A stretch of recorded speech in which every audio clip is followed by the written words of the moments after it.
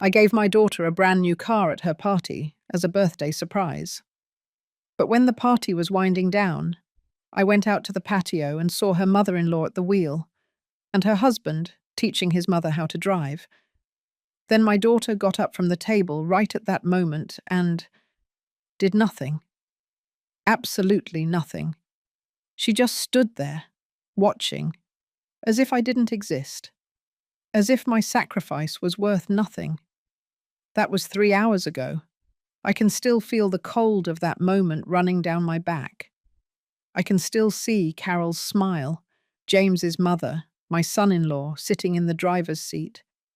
I can still hear her laugh, a sharp, irritating laugh that pierced me like a knife. My name is Helen. I am 69 years old, and I just realized something I should have understood a long time ago. To my own daughter, I am nothing more than a resource, a wallet with legs, an old woman who is still useful for something, paying bills, gifting cars, keeping quiet. But they had no idea I had everything ready. The party started at 6 in the evening, 40 people in Katherine's backyard. My daughter.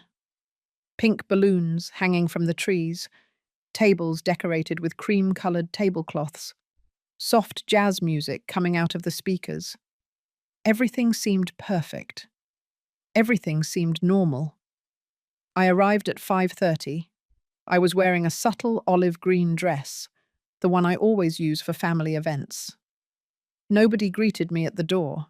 Nobody asked me if I needed help carrying my bag. I went in alone. I sat alone. I waited alone. Katherine was busy tending to the guests. James, her husband, was talking to her cousins near the barbecue grill. Carol, her mother-in-law, was sitting in the center of the main table, as if she were the hostess, as if it were her house, as if it were her party. I watched everything from my corner. I've always been good at watching, quiet, but attentive. For years, I learned to keep silent, not to bother, not to ask for space. I learned that my place was on the side, that my value was in what I could give, not in what I could do. 30 minutes passed before Katherine approached me. She had a glass of white wine in her hand. She gave me a quick kiss on the cheek. She asked me if I was comfortable. I said yes. She smiled. An automatic, empty smile, the kind you give out of obligation. Then she went back to the others. James didn't even look at me. At 7, when everyone was sitting down to eat the roast beef and mashed potatoes, I got up and asked for the floor. The noise decreased. The conversation stopped. Everyone turned to look at me. I felt the weight of 40 pairs of eyes on me. I took a deep breath. I took the keys out of my bag. The car keys, a new car, brand new, silver color. That cost me $22,000. $22,000 that I saved for 3 years. $22,000 that came out of my Social Security and pension, from my occasional jobs, from my sleepless nights, wondering if one day my daughter would look at me again as she used to. I walked toward Katherine. I handed her the keys. Her eyes widened in surprise. Everyone applauded. There were shouts of excitement. Someone said, "What a generous mother." Another said, "Katherine, you are so lucky." She took the keys. She hugged me. A short, cold, calculated hug. Then she turned to James and showed him the keys. He smiled. That smile that has always given me the chills. That smile that hides something dark. Carol got up from the table and walked toward them. She took the keys from Katherine's hands without asking permission. She said something in a low voice. James nodded. The 3 of them went out to the backyard, where the car was parked. I stood there, watching them walk away. No one else seemed to notice. Everyone was still eating, laughing, drinking, as if nothing had happened, as if I didn't matter anymore. I waited 5 minutes. 10, 15. Then calmly, I left my plate on the table and walked toward the patio. My steps were slow, measured. I felt my heart beating fast, but my face remained serene. When I got to the patio, I saw it. The silver car, shining under the afternoon light. And there, sitting in the driver's seat, was Carol. James was next to her, leaning in, explaining how the controls worked. Katherine was standing next to the passenger door, watching, smiling, as if that were the most normal thing in the world. Carol turned the wheel. She gently pressed the gas. She laughed. She said something I couldn't hear. James laughed too. Katherine remained silent, but did nothing to stop them. I stood there, motionless, watching them. No one noticed my presence. No one turned to look at me. No one asked what I was doing there. I was invisible, transparent, non-existent. Then something inside me broke. It wasn't an explosion. It was a silent, deep, definitive break, like a crack in a glass that has endured too much pressure for too long. But I didn't scream. I didn't cry. I didn't make a scene. I just turned around and went back to the party. I sat down in my place. I drank a sip of water. I crossed my hands over my lap. And I waited. I waited for them to come back. I waited for them to sit down. I waited for them to keep pretending that everything was fine. Because I already knew the truth. And they were about to discover it too. It wasn't always like that. There was a time when Katherine looked at me with different eyes. There was a time when I was her whole world, and she was mine. She was born on a Tuesday in October, 35 years ago. She weighed 7 pounds. She had dark eyes, like her father. Black, curly, rebellious hair. From the first moment I held her in my arms, I knew I would do anything for her. Whatever was necessary. Without limits, without conditions. Her father, Robert, died when she was 7 years old. An accident at the factory where he worked. A poorly secured beam. A second of distraction. And suddenly I was left alone. Widowed at 36. With a little girl and no backup plan. I didn't have time to cry as much as I wanted. I didn't have time to fall apart. I had a daughter to feed, to dress, to educate. So I worked. I worked at anything, cleaning offices in the mornings, washing clothes in the afternoons, cooking in strangers' houses on weekends. I slept 4 hours every night, sometimes less. Katherine never knew how many times I skipped meals so she could have hers. She never knew how many months my shoes had holes so I could buy her new ones. She never knew that I sold the few pieces of jewelry I had, the ones Robert had given me, to pay for her private school. I wanted her to have what I never had. Opportunities, education, a better future. I wanted her to be someone, to not depend on anyone, to never have to bow before life like I did. And she did it. She graduated from college. She got a good job at a graphic design company. She earned well. She lived well. She was independent, strong, confident. I was proud. So proud that sometimes my chest hurt from so much emotion. But then James showed up. She met him at a work conference. He was a salesman for tech equipment. Talkative, charming, with that false confidence that men who need to impress to exist have. At first, he seemed polite, kind. He brought me flowers when he came to visit her. He asked me how I was. He respectfully called me Mrs. Helen. But I saw something in his eyes. Something cold. Something calculating. A look that evaluated, that measured, that sought weaknesses.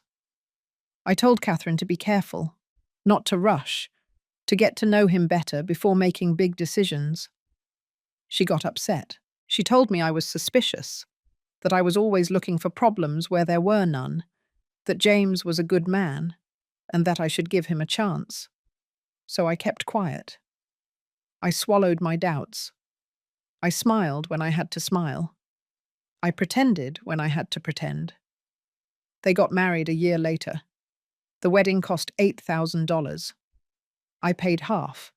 I sold my old car to be able to do it. Katherine didn't ask where I got the money. She just accepted it. As if it were my obligation, as if it were natural. After the wedding, everything changed. Slowly but constantly, like a silent disease that advances without you noticing. The calls became less frequent, the visits sporadic. The Sunday dinners, which used to be sacred, were cancelled with vague excuses. "We have plans, Mum." "We're busy, Mum." "Another day, Mum." James always had a reason, a work commitment, a family reunion on his side, a last-minute trip. And Katherine followed him. She always followed him.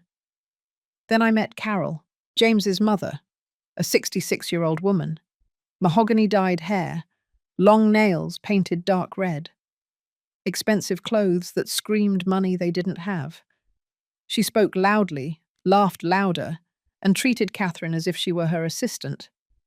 The first time I saw her, we were at a restaurant celebrating Katherine's birthday. Carol arrived late. She sat down without apologizing and started complaining about everything. The food was cold. The service was slow. The table was poorly located. Katherine apologized for things that weren't her fault. James laughed as if everything were a joke. I tried to start a conversation. I asked Carol about her family, about her job. She looked at me with contempt. She answered with one-word responses. Then she turned to Katherine and started talking to her as if I weren't there. That night, driving home, I felt a weight in my stomach, a feeling of danger, of threat, like when an animal senses that something bad is about to happen. The months passed. Things got worse. Katherine stopped asking me how I was. She stopped being interested in my life. When we talked, it was always about her problems, her needs, her money. Because yes, she started asking for money. At first they were small amounts, $100 here, $200 there. "It's just a loan, Mum.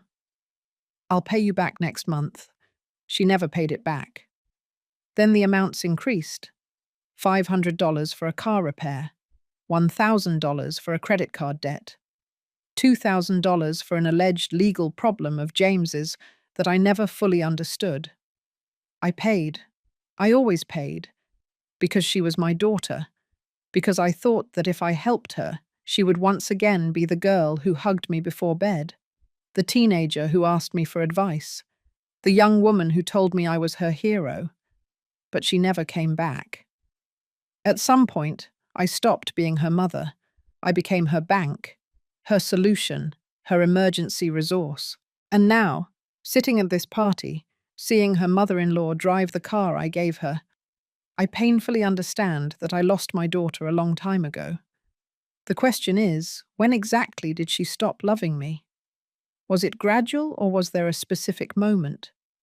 Was it my fault for giving her too much? Or was it their fault for teaching her to take without thanking? I don't know. And maybe it doesn't matter anymore. What matters now is what I'm going to do about it. 3 months before the party, I found something I shouldn't have seen. It was a Saturday morning. Katherine had asked me to go to her house to pick up some old clothes boxes she was supposedly going to donate. She said she would be out all day, that the boxes were in the guest room, and that I should just take what I needed. I arrived early. I rang the doorbell. No one answered. I used the key she had given me years ago, the one I never knew if I should keep or return. I went inside. The house was silent, empty, cold. I went straight to the guest room. The boxes were there, stacked against the wall. But when I tried to move them, One of them tipped over. The contents spilled onto the floor. Clothes, shoes, papers, lots of papers. I knelt down to pick them up. I didn't want to leave a mess. I didn't want Katherine to think I had been nosing around. But then I saw something. A manila envelope. Open. With my name written on the top. My heart started beating faster.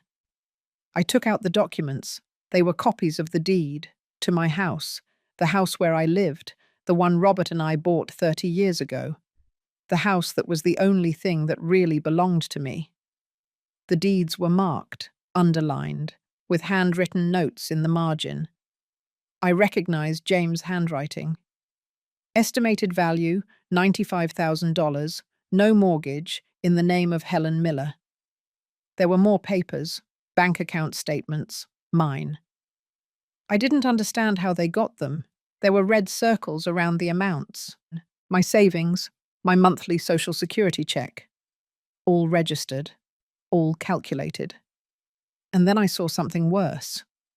A printed conversation. Messages between James and Carol, dated 2 weeks earlier. James. The old woman has more than we thought. The house is worth almost $100,000, and she still has savings. Carol. Then we have to speed things up. Katherine has to convince her to put the house in her name. For security. Tell her that. James. I already tried. She resists. She says she wants to maintain her independence. Carol. Well, insist. Or find another way. We can't wait for her to die. We need that money now. The words stuck in my chest like glass shards. I read the message once, twice, 3 times. It hurt more and more. I kept reading. There were more messages, many more. Katherine. My mum asked why we need so much money lately. James. Tell her anything. Say it's for investing. Say it's for our future, whatever. Katherine. I feel bad lying to her. Carol. Don't be stupid. She lived her life. Now it's your turn. That money should be yours anyway. Katherine. You're right. It's just that sometimes… James. Sometimes what? Don't tell me you're having second thoughts. Katherine. No. I just think we should be more careful.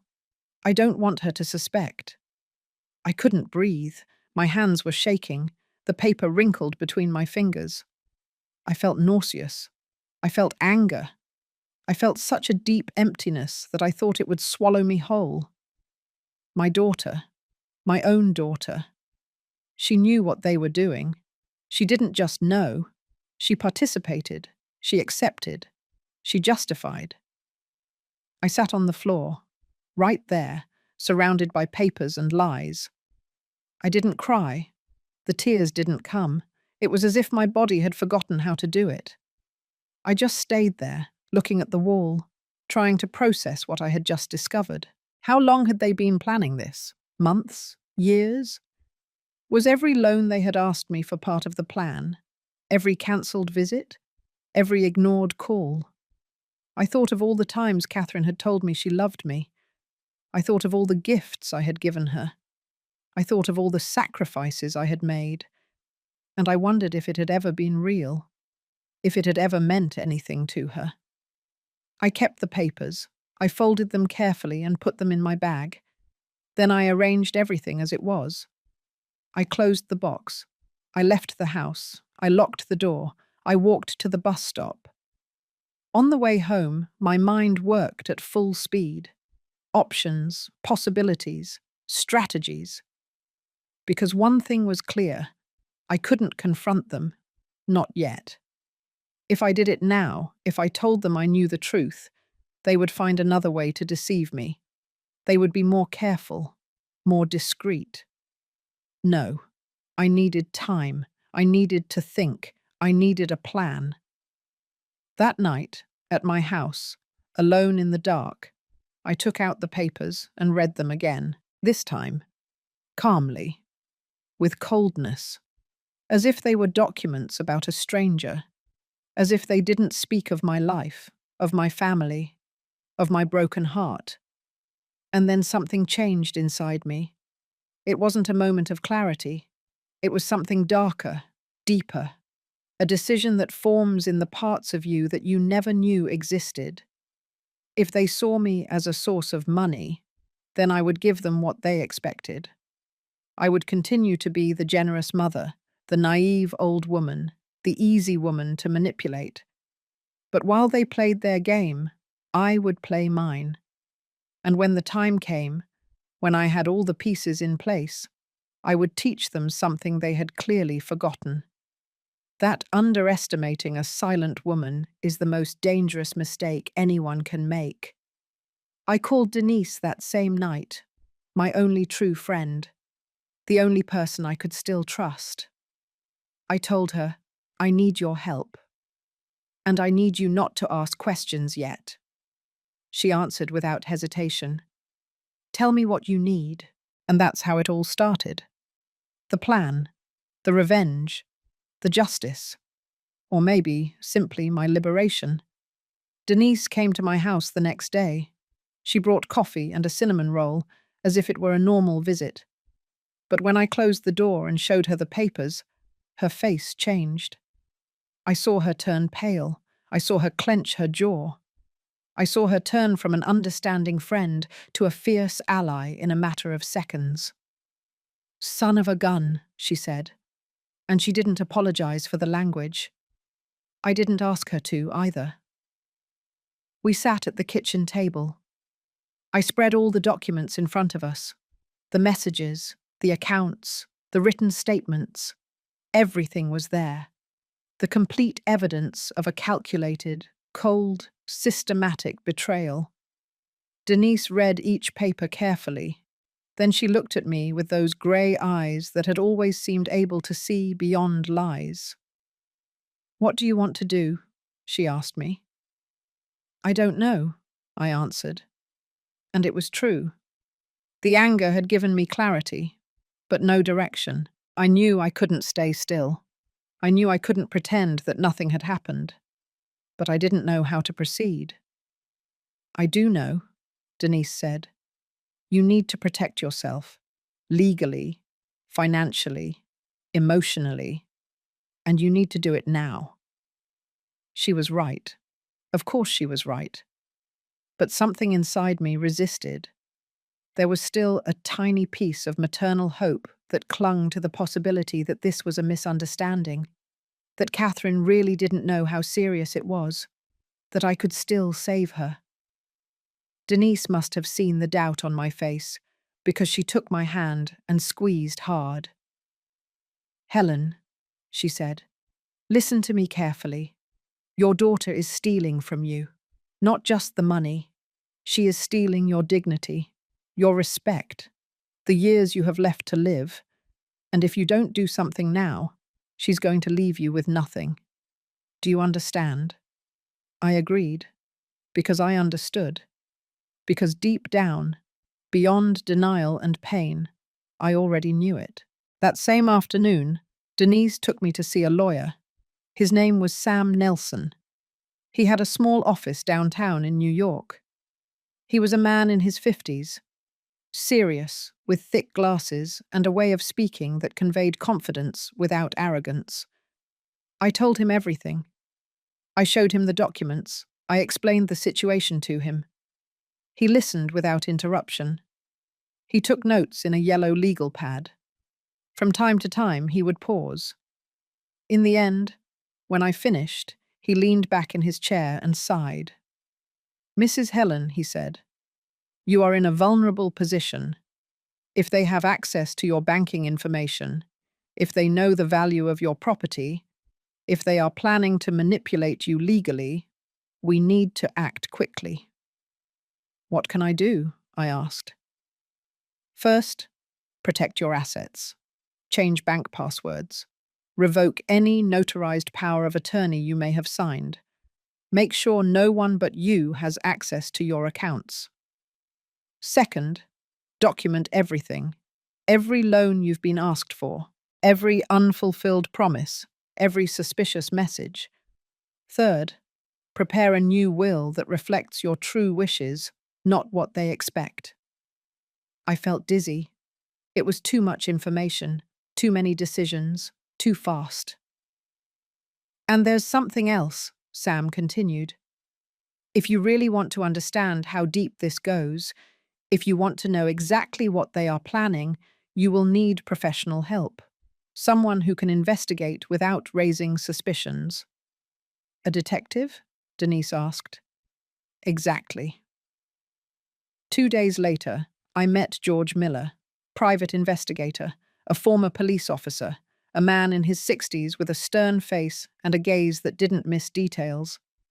He worked out of a small office that smelled of old coffee and paper. I explained what I needed. I wanted to know everything about James, his finances, his debts, his business. I wanted to know if Carol was involved in other scams. I wanted to know if Katherine was truly an accomplice or just a manipulated victim. George accepted the case. He charged me $1,500 up front. He said he would have results in 3 weeks. Meanwhile, I had to keep acting normal. I had to see Katherine, talk to her, pretend that nothing had changed. I had to smile when she called. I had to accept her excuses when she cancelled plans. I had to keep being the naive mother they thought I was. It was the most difficult performance of my life. Katherine called me a few days later. She needed money again. $800 to repair the refrigerator. I said yes. I transferred the money without asking questions. She thanked me briefly and hung up. I wrote down the transaction in a notebook. Date, amount, purpose, everything logged. I changed all my passwords. I opened a new account at a different bank. I transferred half of my savings there. I left enough in the old account so they wouldn't suspect, but not enough for them to do real damage. I visited a notary. I updated my will. In the previous version, Katherine inherited everything. In the new one, she would only inherit a fraction. The rest would go to charitable organizations, to senior centers, to organizations that helped older women abandoned by their families. The notary asked me if I was sure. I told him I had never been more sure of anything in my life. 3 weeks later, George called me to his office. He brought a thick, brown folder, full of papers, photographs, screenshots. He sat across from me. He opened the folder, and he started talking. James had debts, lots of debts, maxed out credit cards, unpaid personal loans. He had even borrowed money from loan sharks. He owed more than $40,000 in total. Carol was worse. She had a history of minor scams. She had been sued twice by tenants she had tried to wrongfully withhold security deposits from. She had worked on pyramid schemes. She had restraining orders from 1/2 of her other children's partners. And Katherine. Katherine knew everything. The messages between her and James were clear.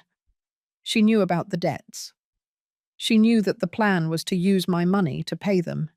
She knew they were lying to me, and she had decided that she was fine with it, that I had lived enough, that my money was more useful in their hands than in mine.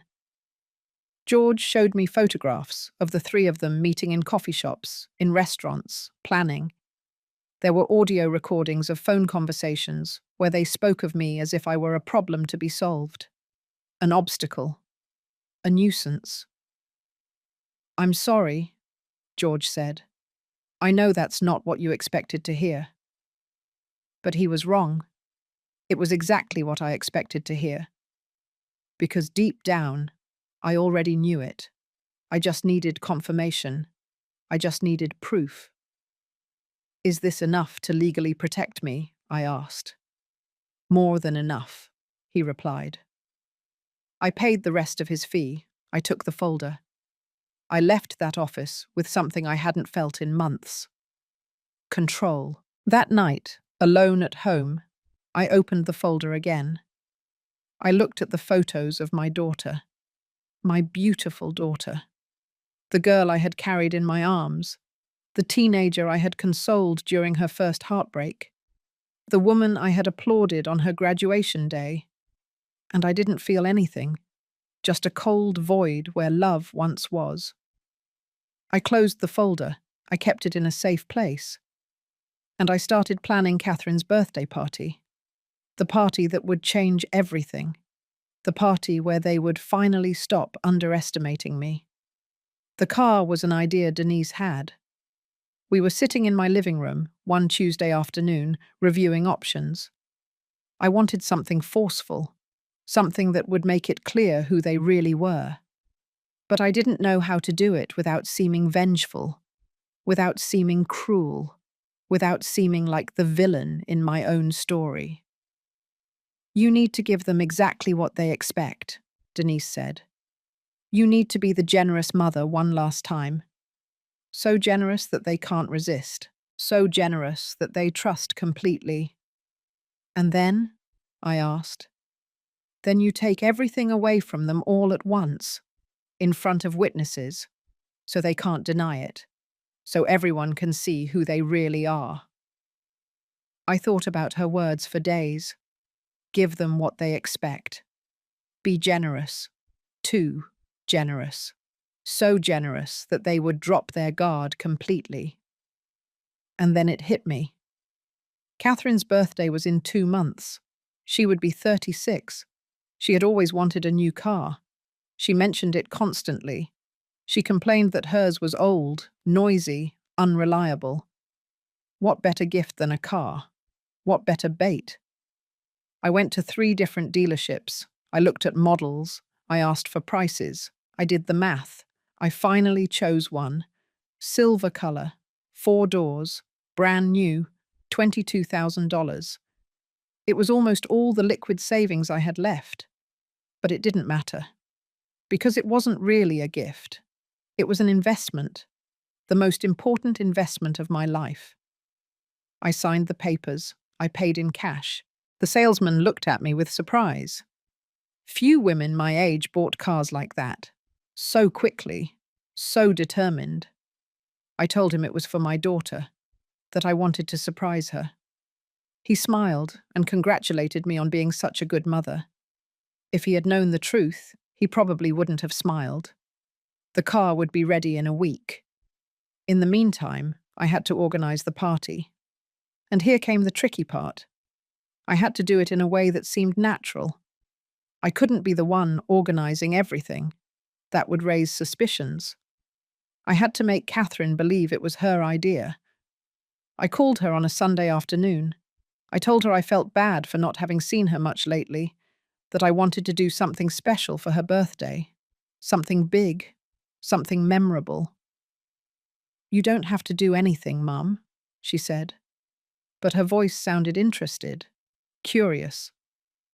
I know I don't have to, I said, but I want to. Let me organize a party at your house. Invite whoever you want. I'll take care of everything. The food, the drinks, the decoration. Just tell me how many people. There was silence. I could hear her thinking, calculating, surely wondering how much money she could get out of this. Are you sure? She finally asked. Completely sure. Well, if you insist, it would be about 40 people. Is that okay? Perfect. Let's hang up. I smiled. The hook was set. For the next few weeks, I became the perfect mother. I called Katherine every other day to ask about the party. What food did she want? What music? What kind of decoration? She gave her opinions. I wrote them all down. It made her feel important, listened to, loved. I hired a catering service. I chose the most expensive menu: shrimp cocktail, barbecue ribs, gourmet salads, imported desserts. $1,200 just for food. I hired a DJ. $300 for 4 hours. I bought decorations, balloons, streamers, table centerpieces, lights, another $200. In total, the party cost me almost $3,000. Added to the car, It was $25,000, virtually all my liquid assets. But every dollar spent brought me closer to my goal, and the goal had no price. Sam, the lawyer, helped me with the legal part.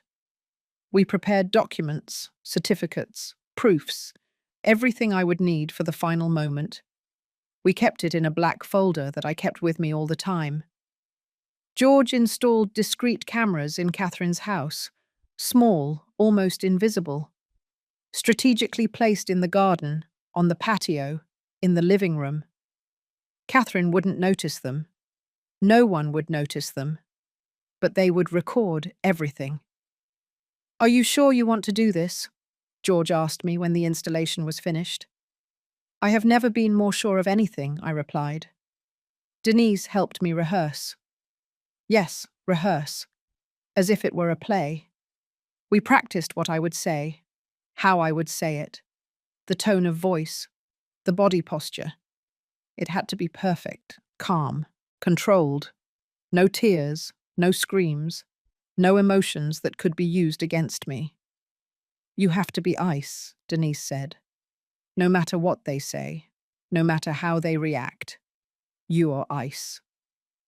I practiced in front of the mirror, over and over, until my face showed nothing, until my voice didn't tremble, until I could say the most painful words with the same tranquility with which I ordered coffee. 3 days before the party, Katherine called me. She sounded excited, almost euphoric. "Mum, you have no idea how much I appreciate everything you're doing. Truly. I know I haven't always been the best daughter, but I want you to know that I love you very much." The words pierced me like knives, because she sounded sincere. Because for a second, just a second, I wanted to believe her. I wanted to believe that maybe there was a possibility that everything was a misunderstanding, that we could still fix this. But then I remembered the messages, the secret meetings, the conversations where they called me the old woman, where they talked about my death as if it were a convenient solution. "I love you too, honey," I said. And it wasn't entirely a lie, because I still loved the girl she had been. I still loved the memory of who she could have been. I just no longer loved the woman she had become. The day before the party, I went to pick up the car. It shone under the sun. Perfect. New, expensive. The salesman handed me the keys with a smile. "Your daughter is very lucky," he said. "Yes," I replied. "She is." I drove the car to a parking lot near Katherine's house. I left it there, covered with a tarp. No one would see it until the exact moment, until I decided it was time. That night I couldn't sleep.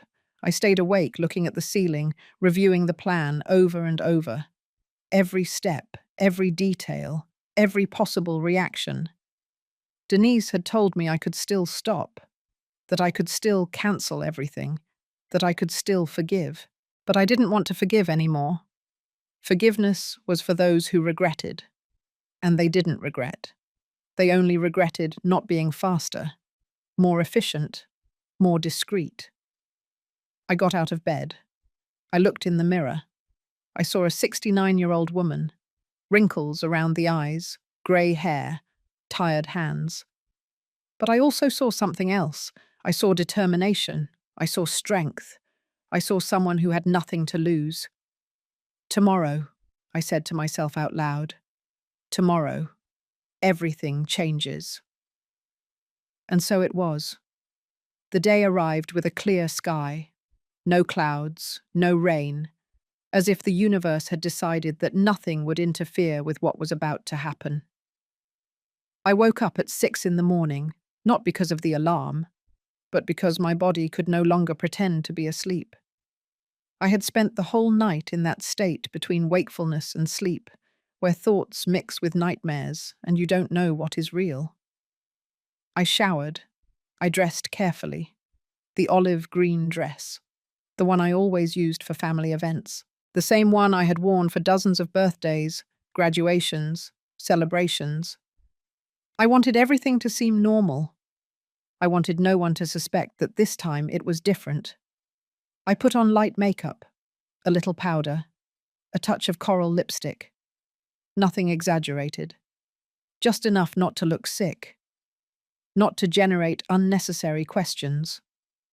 At 9, Denise came to my house. She brought coffee and a long, silent hug that said more than 1,000 words. "Are you ready?" she asked. "No," I answered honestly, "but I'm going to do it anyway." We reviewed the plan one last time, each step, each moment. Denise would be at the party, but as a normal guest. My accomplice could not be obvious. I couldn't raise suspicions. Her job was to observe, record discreetly with her phone from different angles, and be ready to intervene only if something went terribly wrong. George would be outside, in his car, monitoring the hidden cameras, recording everything, making sure we had evidence of every second, every word, every reaction. Sam would be available by phone, with all the legal documents ready, prepared to act if necessary. At 4 in the afternoon, I drove to the parking lot where I had left the car. I uncovered it. It was still shining. Perfect.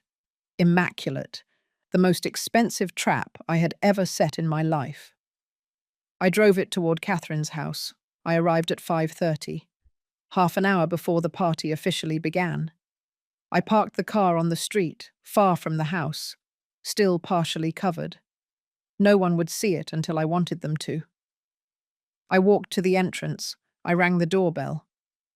Katherine opened the door. She was wearing a cream-colored dress. She looked beautiful, radiant, happy. She hugged me. A brief, superficial hug, but enough for any observer to think we were a normal mother and daughter. "Mum, thanks for coming early. Can you help me with a few things?" "Of course." I entered the house. The smell of freshly prepared food filled the air. The catering had arrived early. Everything was ready in the kitchen. Covered trays, stacked plates, sparkling glasses. James was in the backyard, arranging the tables. He saw me and nodded his head. Not even a verbal greeting. Just that minimal gesture, as if I were part of the furniture. As if my presence was so insignificant that it didn't deserve words.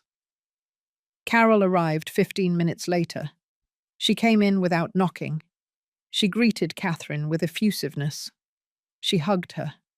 She gave her a gift wrapped in gold paper. Large, arrogant, surely empty inside like her. She looked at me carefully. She didn't say hello. She didn't ask how I was. She just assessed me with those cold, calculating eyes and moved on. I took a deep breath. Ice. I had to be ice. The guests began to arrive at 6. Katherine's cousins, co-workers, neighbours, friends I hadn't seen in years. They all brought gifts. They all smiled. They all acted as if this were a genuine celebration and not the setting for an execution. I sat in my assigned place. A corner of the main table. Not in the centre. Not near Katherine. On the edge. Where the elderly are placed when they no longer matter, but still have to be present out of obligation. Denise arrived at 6:12. She looked at me from afar. An almost imperceptible gesture. Everything is ready. Everything is working. The cameras are recording. The food was served at 6:30. Shrimp, meat, salads, everything exactly as I had requested. The guests ate, they laughed, they talked, the music played in the background. Everything was perfect on the surface. Everything was rotten underneath. At 7, when everyone was seated, eating, relaxed, I got up. I felt all eyes turn to me. I felt the weight of 40 pairs of eyes waiting, wondering what the old woman would say, what sentimental speech the selfless mother would give. I breathed deeply. I took the keys out of my bag. The car keys. Shiny. New. With the silver keychain that had the brand logo engraved on it. I walked toward Katherine. Slowly. Each step measured. Each movement calculated. The silence deepened. The music seemed to drop in volume. Or maybe it was just my perception. Maybe the whole world had stopped to witness this moment. I stood in front of her. I held out the keys. I held them in the air between us. "Happy birthday, honey," I said. My voice sounded calm, controlled, without emotion. "I hope this gift serves you well." Katherine opened her eyes. She looked at the keys. Then she looked at me. Confusion, surprise, disbelief. "Mum, what is this?" "A car. Brand new. Silver color. It's parked outside. It's yours." The silence broke. Applause, shouts of surprise. Someone said, "What an incredible mother." Another said, "Katherine, you are so lucky." Katherine took the keys. Her hands were shaking. She hugged me. This time the hug was longer, tighter, almost desperate. "Thank you, Mum. I don't know what to say. It's too much." "Nothing is too much for you," I replied. The words came out mechanical, rehearsed, perfect. James approached. He took the keys from Katherine's hands. He examined them. He smiled. That smile, that damn smile that had always given me the chills. "Let's go see it," he said. It was not a suggestion. It was an order. Katherine sat down. Carol got up from her chair.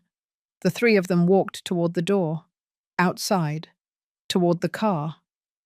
I stood there, watching them walk away, feeling how everyone else returned to their conversations, to their food, to their indifference. I waited 5 minutes, 10, 15. No one noticed that they had taken too long. No one asked what they were doing. Everyone was busy enjoying the food I had paid for, the party I had organized, the generosity I had shown. Then I got up. I left my napkin on the table. I walked toward the backyard, slowly. No rush, as if I were just going to get some fresh air. But I knew exactly what I was going to find. Because I had planned it. Because I had anticipated it. Because I knew these people better than they knew themselves. I reached the patio, and there it was. The scene I had imagined hundreds of times. The scene I had waited for, with a mix of horror and anticipation. Carol was sitting at the wheel of the car. James was leaning toward her, showing her the controls, pointing at the dashboard, explaining how the sound system worked. Katherine was standing next to her, watching, smiling, as if this were the most natural thing in the world, as if the car were theirs, as if I didn't exist, as if my sacrifice meant nothing. I stood there, motionless, watching them. The hidden cameras were recording. Denise's phone was recording. Every second was recorded. Every word. Every gesture. Every betrayal. Carol turned the wheel. She laughed. That sharp laugh. Unbearable. James laughed too. Katherine remained silent, but she did nothing to stop them. She didn't say, "Wait, this car is for me from my mother." She didn't say, "This isn't right." She didn't say anything. And at that moment, something inside me closed definitively. The last door, the last hope, the last remnant of maternal love. I turned around. I went back to the party. I sat down in my place. I took a sip of water. I crossed my hands over my lap. And I waited. I waited for them to come back. I waited for them to sit down. I waited for them to keep pretending.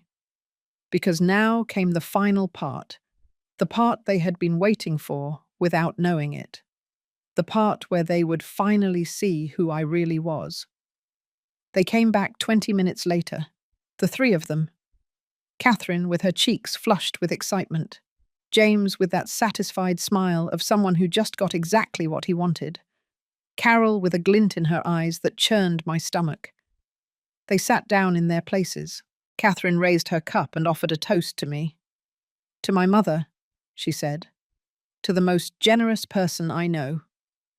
Everyone raised their cups, everyone toasted, everyone drank, and I smiled. A small, controlled smile that didn't reach my eyes. "Thank you," I simply said. The party continued. Dessert was served, chocolate cake with strawberries, $300 from a French bakery. Katherine blew out the candles. We all sang. We all applauded. Everything was so normal, so perfect, so fake. At 8:30, when the sun began to set and the garden lights turned on automatically, I got up again. This time I didn't have keys in my hand. I had my phone. And on my phone, I had something much more valuable than a $22,000 car. I had the truth. I walked to the center of the garden, where everyone could see me, where no one could ignore me. I raised my hand, asking for silence. The DJ turned down the music. The conversations stopped. Everyone turned to look at me. "I want to thank everyone for coming tonight," I began. My voice sounded calm, serene, as if I were about to give a sentimental speech from a proud mother. "It is important for me to share this moment with the people Katherine considers important in her life." Katherine smiled. James nodded. Carol looked at me with that expression of polite boredom that people have when they wait for someone older to finish speaking. "I have been a mother for 36 years," I continued, "and during those years, I have given everything I had. My time, my energy, my money, my love, everything. Because that is what mothers do. They give without expecting anything in return." Some people sat back down. Others smiled warmly. Denise looked at me from her table. Her eyes said, "Go ahead. I'm here. You are not alone." "But recently," I continued, "I discovered something interesting. I discovered that not everyone values sacrifices the same way. Some people see love as an obligation, others see it as an opportunity." The atmosphere changed, subtly, like when the air gets heavy before a thunderstorm. Katherine frowned. James tensed up in his chair. Carol stopped smiling. I took out my phone. I connected it to the sound system the DJ was using. I had practiced this with Denise. I knew exactly how to do it. The DJ looked at me confused, but he didn't object. "I want to share something with you," I said. "Something I found a few months ago. Something I think everyone should hear." I touched the screen. The first audio began to play. James' voice filled the backyard. Clear, unmistakable. "The old woman has more than we thought. The house is worth almost 100,000, and she still has savings." Silence. Absolute silence. As if someone had pressed the pause button on life itself. "Mum." Then Carol's voice. "Then we have to speed things up. Katherine has to convince her to put the house in her name." I heard held breaths, whispers. Someone muttered, "Oh my God." Katherine stood up. "Mum, what are you doing?" I didn't respond. I touched the screen again. Another audio. This time it was Katherine, her own voice betraying her. "I feel bad lying to him." And Carol answering, "Don't be stupid. She lived her life. Now it's your turn. That money should be yours anyway." Katherine turned completely pale. James got up suddenly. "Turn that off, now." but I didn't turn anything off. I touched the screen one more time. The next audio was a conversation between James and Carol, more recent, 2 weeks ago. If she doesn't hurry up and die naturally, maybe we have to help the process. A nursing home. Some place where she can't control her money. Carol laughing. I like the way you think, son. The murmurs turned into choked shouts. Several people got up from their tables. A woman I didn't know put her hand over her mouth. An older man shook his head in denial. Denise had taken out her phone. She was recording everything. The reactions, the faces, the collapse in real time. Mom, please. Katherine walked toward me. There were tears in her eyes, but I couldn't tell if they were tears of regret or just shame at being discovered. Let me explain. It's not what it seems. It's not what it seems, I repeated. My voice was still calm, cold, ice. Then explain it to me. Explain it to everyone. Explain how for months you planned to steal from me. How you lied to me every time you borrowed money. How you let your husband and your mother-in-law talk about my death as if it were a convenient solution. I didn't, she pleaded. I never wanted to. They pressured me. They pressured you, I repeated. And you gave in, over and over without a second thought, because it was easier to betray me than to stand up to them. James walked toward me with aggressive steps. Enough. This is our house. Get out of here. Now. I laughed. It was a short, dry laugh, without humour. Your house? This house is in Katherine's name. But do you know what else is in Katherine's name? Nothing. Absolutely nothing else.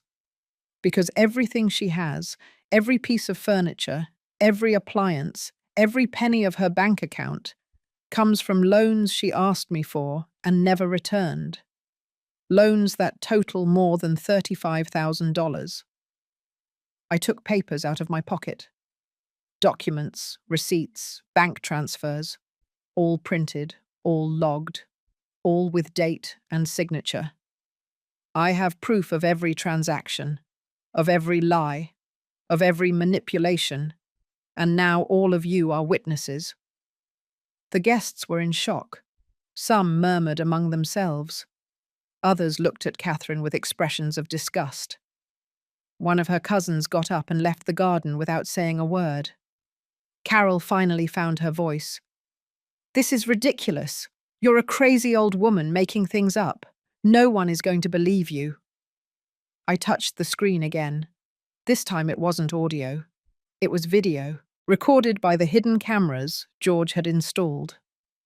The video showed Carol and James in the kitchen of this very house. It was 3 weeks ago. I had gone to drop off food and they didn't know I was recording them. In the video, Carol said, "When that old woman gets too much in the way, we send her to a nursing home and sell her house.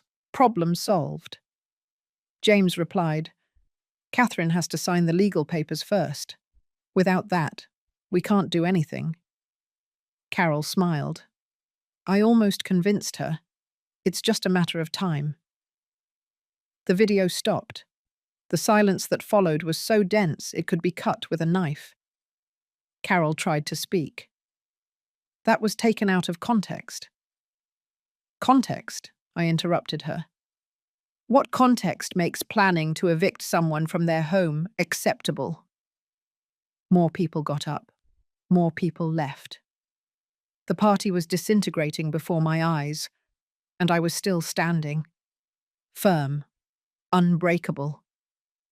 Katherine slumped into her chair. She was crying openly now. I'm sorry. I'm so sorry. I don't know what I was thinking. Please, Mom. Please. I looked at my daughter, the girl I had carried in my arms, the teenager I had comforted, the woman who had betrayed every principle I tried to teach her, and I didn't feel anything, just emptiness. Your apologies mean nothing, I said, because you don't regret what you did. You only regret being discovered. James tried to grab my phone. Give me that. You have no right. I stepped back. Denise stepped between us. Other guests also approached, forming a protective barrier. George had entered the garden, tall, imposing, ready to intervene if necessary. Don't touch me, I said firmly. Don't you dare. The garden was practically empty now. There were only about 10 people left, those closest to Katherine, those who wanted to see how this ended. But this doesn't end here, I finally said. This is just the beginning, because the best is yet to come. Katherine looked up, confused, scared. What? What do you mean? I smiled. A real smile this time. A smile of pure satisfaction. Wait and see. I took the black folder out of my bag. The same one Sam had prepared. The same one I had been carrying with me for weeks, waiting for this exact moment. I opened it slowly, deliberately, letting the tension grow, letting everyone who was left in the garden wonder what else could follow everything they had already witnessed. For the last 3 months, I started. While you planned to take everything from me, I was also busy. But unlike you, I didn't plan to steal. I planned to protect myself. I took out the first document, an official sheet with notary seals. This is my updated will, signed and certified 2 months ago. In the previous version, Katherine inherited everything. My house, my savings, my belongings, everything. Katherine raised her head. There was a flash of hope in her eyes, as if she thought she could still be saved, as if she believed that the right words could undo what she had done. In this new version, I continued, Katherine inherits exactly $10,000, not a penny more.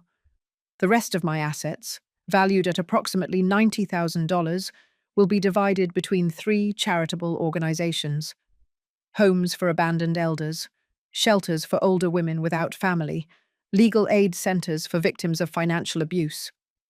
Katherine's face was utterly crushed. James swore under his breath. Carol got up so fast that her chair fell backward. You can't do that, she shouted. That's your daughter's inheritance. It's her right. No, I replied calmly. Glacial. It's my money. I decided what to do with it. And I decided it would be more useful helping people who genuinely need it.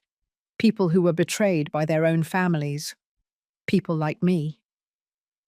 I got another document. This one was thicker, with more seals, more official. This is the deed to my house.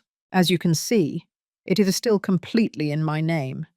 No mortgages, no liens, without any kind of legal power given to anyone. I looked directly at Katherine. 2 months ago, you asked me to sign a power of attorney. You said it was just for precaution, so you could help me if I ever got sick. Do you remember? Katherine didn't answer. She just stared at the floor. I signed that document, I continued. But what you didn't know is that immediately afterward I went to my lawyer and formally revoked it. The power of attorney you think you have is worthless. It is a piece of paper without legal value. James approached. His face was red with anger. Damn old woman. You fooled us. No, I corrected him. I protected myself. There is a difference. You tried to fool me. I was just smarter. I pulled out more papers, bank account statements. I also closed my main account, the one you knew about, the one Katherine used as a reference when she needed to know how much money I had available to borrow from me. Katherine's eyes widened in horror. What? I opened a new account at a different bank. I transferred all my funds there 10 weeks ago. The old account has exactly $500, enough to keep it active, but nothing more. So all the money you thought I had is still mine, completely out of reach, completely protected. Carol was furious. She trembled with rage. You planned all this. You set us up. Yes, I admitted without remorse. Exactly. Because you underestimated me. You thought I was just a stupid, weak old woman. You thought you could manipulate me without consequences. You were wrong. I took out another document. This one hurt me more than all the previous ones, because it was the most definitive, the most irreversible. This is a car sale agreement for the car I just gave away. The silence was absolute. What? What do you mean? Katherine asked in a trembling voice. The car was never truly yours. I bought it under the name of a leasing company. I registered it under a special contract that allows me to recover it at any time within the first 72 hours. It is completely legal. My lawyer verified it. I looked at my watch.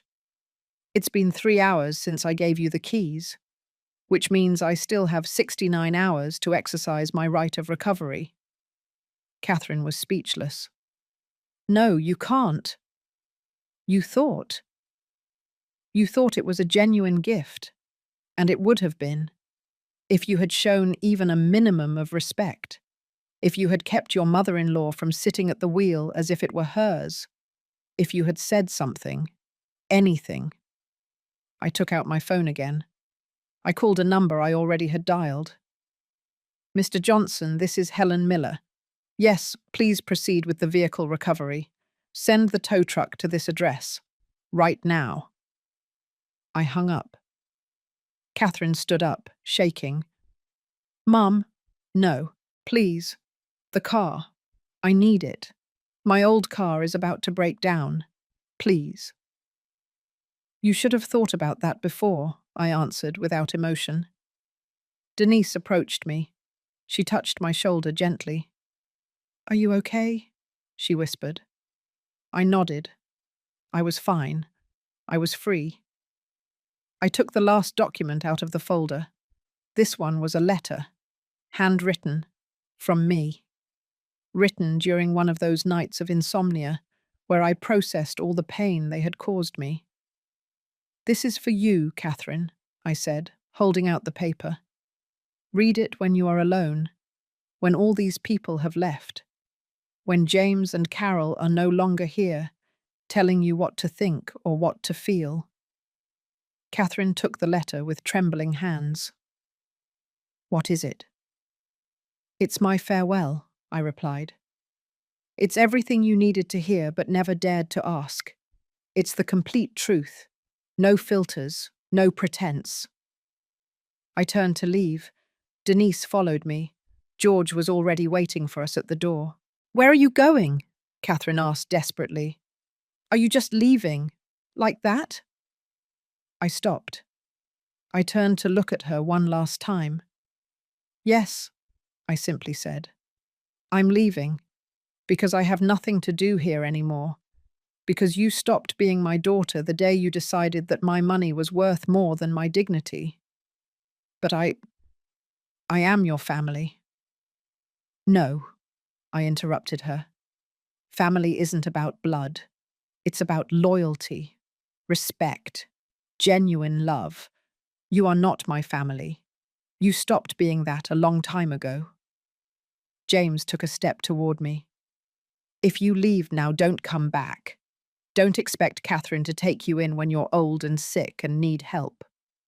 I laughed. A real laugh. Liberating. You think I'm afraid of getting old alone? I'm already alone. I've been alone since you came into our lives. The difference is that now I accept it. And I prefer it. I prefer honest loneliness 1,000 times over the company of vipers. Carol spat on the ground, a vulgar gesture. Desperate. You are a bitter woman, a bitter old woman who is going to die without anyone loving her. Maybe, I answered, but I will die with dignity, with a clear conscience, knowing that I owe nothing to anyone, knowing that I did not allow them to turn me into a victim. Can you say the same? I did not wait for an answer. I left the garden. I left the house. I heard Katherine calling me. I heard whispers. I heard screams. But I did not stop. On the street, the tow truck was already arriving. The driver got out and greeted me. I showed him the papers. He got in and began to prepare the equipment to take the car. Katherine ran out of the house. "No, please, don't take the car." But it was already too late. The car was hooked, elevated, carried away. And with it, the last illusion that something could be saved between us left. I got into Denise's car. George got into his own vehicle behind us. As we drove away, I looked in the rearview mirror.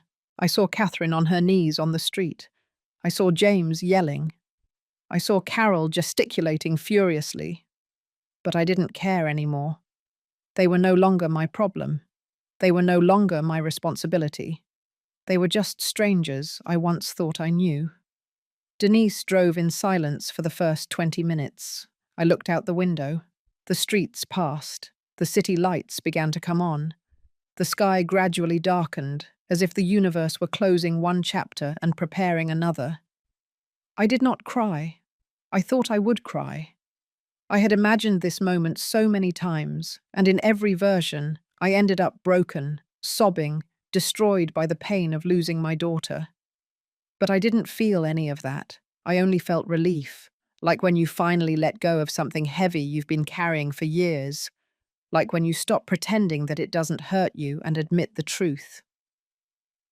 "Where do you want to go?" Denise finally asked. "Home," I answered. "For now." She felt it. She knew that "for now" meant something temporary. She knew that I had already made bigger decisions, decisions that I hadn't yet shared with anyone. We arrived at my house 40 minutes later. The house Robert and I bought 30 years ago. The house where Katherine grew up. The house full of memories that now felt like ghosts. We went inside. Denise made tea. We sat in the living room. George arrived shortly after with all the recordings backed up on a thumb drive. "Everything is here," he said, handing me the device. "Every audio, every video, every piece of evidence, in case you need anything else in the future." "Thank you," I said, and I kept it in a safe place, because even though I didn't plan to use it again, it was important to have it. It was important to know that the truth was documented, that it wasn't just my word against theirs. George left after a quick coffee. He charged me the rest of his fee, $500. I paid him without hesitation. It was worth every penny. Denise stayed. She stayed because she knew that even though I wasn't crying, even though I seemed fine, I needed company. I needed to remember that there were still good people in the world. "What are you going to do now?" she asked. "I'm going to sell the house," I answered. The words came out easier than I expected. "I already spoke to a realtor last week. She says I can get $95,000, maybe more." Denise didn't seem surprised. "And then?" "Then I leave, far away, to another city, maybe to another state. I want to start over, in a place where no one knows me as Katherine's mother, where I can just be Helen, a 69-year-old woman who still has time to live her own life." "Alone?" she asked gently. I smiled. "Not exactly. I thought maybe you wanted to come with me. If you wanted to. No pressure. But it would be nice to have company. Good company. From someone who truly values me." Denise didn't answer immediately. She took a sip of tea. She looked out the window. Then she looked at me with those grey eyes that always saw the truth. "Yes," she finally said. "Yes, I will go with you. Because you are more family to me than my own sister. Because you deserve to be happy. Because we still have good years ahead of us." That night, after Denise left, I sat alone in my room. I opened the drawer of my nightstand. I took out an old photograph. Katherine was 5 years old. We were at the park. She was laughing. I was carrying her. We were happy. I looked at that photograph for a long time. I remembered that girl, that version of my daughter that still existed somewhere in the past. And I allowed myself to feel sad. Not for the woman she became, but for the girl I lost along the way. Then I put the photograph away. I left it in the drawer. Because some memories are important to keep, but not to look at every day. My phone rang at midnight. It was Katherine. I let it ring. She called 5 more times. I let all the calls go to voicemail. The next morning, I listened to the messages. Her voice was broken, desperate. "Mum, please. I need to talk to you. I need to explain. It wasn't how you think. James manipulated me. His mother pressured me. I didn't want to hurt you. Please give me a chance. Just one." I deleted the messages. All of them. Because I had already heard enough lies. Because I had already given enough chances. Because I knew that if I answered, if I opened that door, even a crack, I would fall back into the same cycle. And I was no longer that woman. I was no longer the mother who gave everything without expecting anything. I was no longer the silent victim who accepted scraps of affection. I was Helen Miller, 69 years old, widowed, betrayed mother, but above all, a free woman. The following weeks were a whirlwind of activity. The house sold in 3 weeks for $98,000, $3,000 more than expected. I distributed the furniture to charitable organizations. I donated clothes, books, objects that I no longer needed. Objects that only took up space and carried memories. Sam handled all the legal paperwork. He made sure that Katherine could not claim anything, that everything was protected, that my will was irrevocable. Denise sold her apartment. She had modest savings. Together we had enough to buy something small somewhere else, something cozy, something ours.